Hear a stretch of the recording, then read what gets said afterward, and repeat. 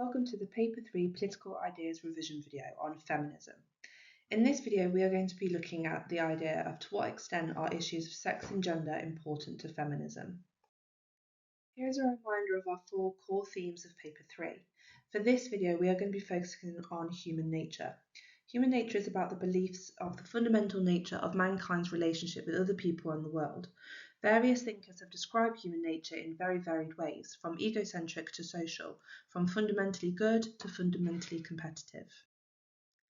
Before we can start, we need to think about what we mean by the words sex and gender. Sex for feminists refers to the biological differences between men and women. They are seen as inevitable, natural, and unalterable. Gender, therefore, is a contested idea within feminism. The term refers to the fundamental idea within feminism. The term also refers to the fundamental nature of the biological differences between men and women. Some feminists say that such differences are essential to an understanding of the status of women, whilst others claim that it should be irrelevant. Therefore, these terms of sex and gender are crucial for understanding feminist ideas towards human nature. Starting with sex. The most important difference is, of course, the fact that women give birth and play a decisive role in the life of a newborn.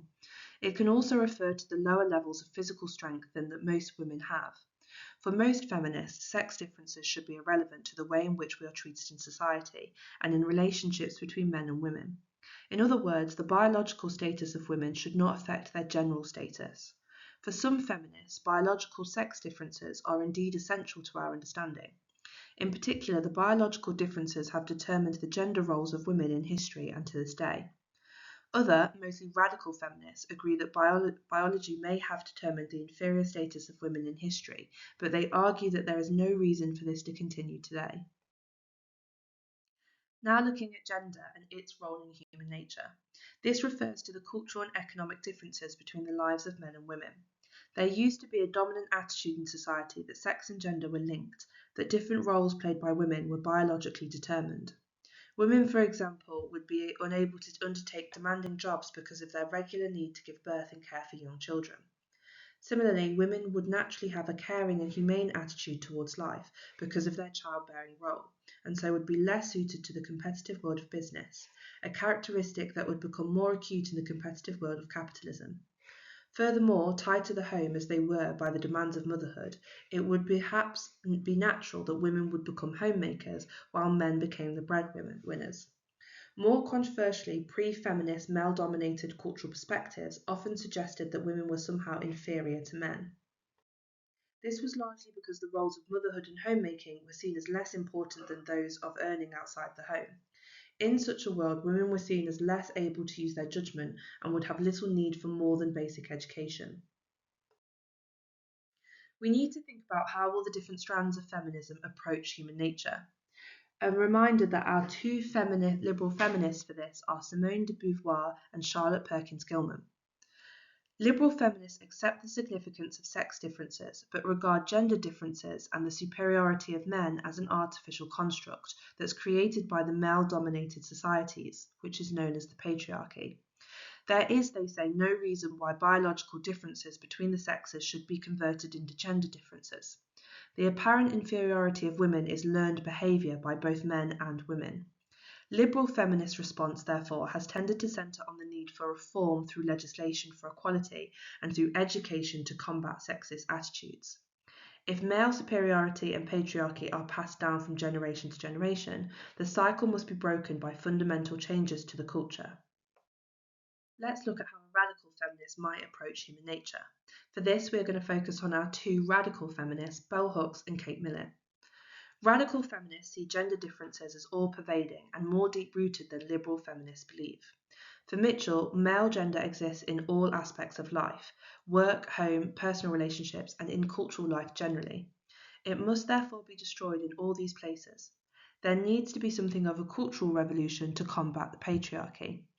Firestone stressed the importance of sex rather than gender in the oppression of women. She, like Marx, saw history in terms of a dialectic struggle, but not between a ruling class and an oppressed class, rather between men and women. This, she proposed, could be achieved by removing all sexual differences between men and women. It would be replaced by androgyny, a state where men and women would coexist without sexual relations. Our last strand is a socialist feminist, and for this our key thinker is Sheila Rowbottom. Socialist feminists see the oppression or inferior status of women as being bound up with the whole operation of capitalism. Women, like workers, have become an oppressed class. Patriarchal societies assign an inferior gender role to women so that they can become a cheap source of labour. In the home, they are largely unpaid workforce, while outside in the world of paid employment, they make up a large population of the low paid and often part-time working population. Furthermore, they are dispensable so that when there is a slump, it is largely women who are thrown out of work, while in better times they can be easily re-employed. Thus, not only are they poorly paid on the whole, but they also lack job security.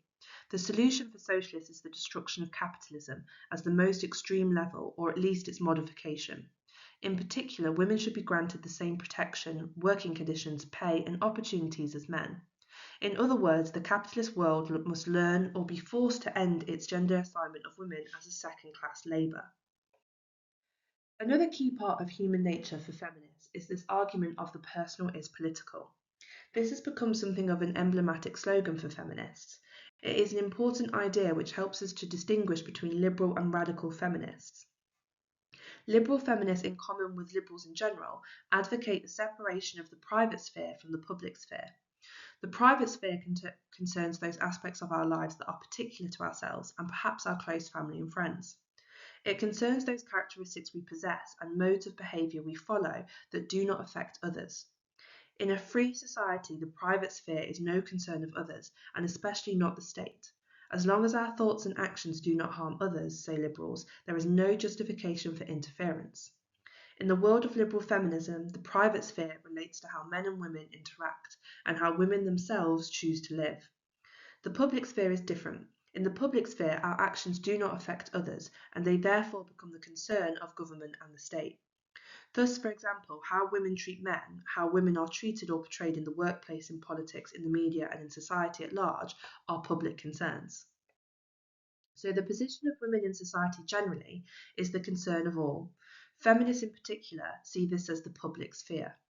This includes such issues as sexist cultural attitudes that demean women, low expectations of women at work, low wages, lack of opportunity, low conviction rates for rape and sexual assault, and discrimination in general. However, radical feminists like Hansch and Firestone do not recognise the distinction between the private and public spheres. For them, everything is political. A key part of the Paper 3 exam is being able to explain how each key thinker approaches the core idea. At the end of every video on a core theme, we will review how the key thinkers approach the core theme in question. Today we are looking at human nature, and here are our 5 key thinkers, starting with Simone de Beauvoir. She sees gender differences as being created by men in society. They are therefore not natural.